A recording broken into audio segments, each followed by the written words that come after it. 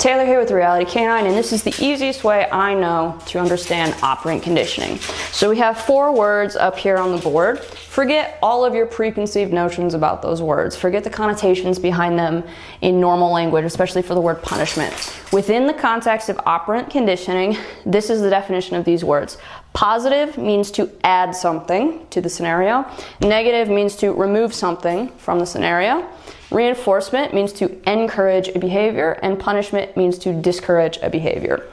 We can take these 2 words on the left and combine them with these 2 words on the right in 4 different combinations to form each quadrant of operant conditioning, okay? So positive reinforcement means to add something to encourage a behavior.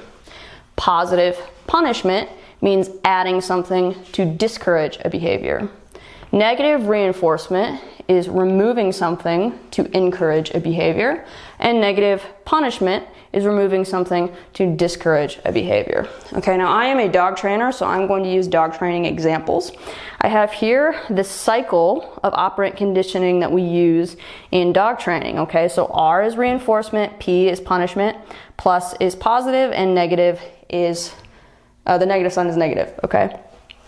So, R plus, positive reinforcement. I ask my dog to sit, he sits, I give him a treat. Okay, I am adding something to encourage a behavior, positive reinforcement. Now let's say he breaks the sit before I free him up. I want to discourage that behavior, so I'm going to take the treats I'm giving him away. So I have removed something to discourage a behavior, that is a negative punishment. So we go from positive reinforcement to negative punishment. Now, I want to continue to discourage that behavior, so maybe I will apply a little leash pump as a correction for not being in the sit. That is a positive punishment. I added something, I added the leash pump to discourage the behavior of breaking the sit. So we move to positive punishment.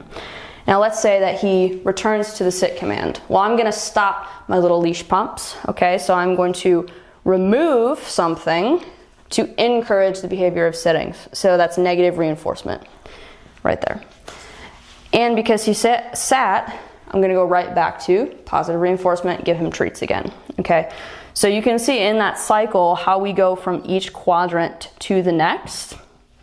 If you keep it as simple as positive and negative is either adding or removing, reinforcement and punishment is either encouraging or discouraging.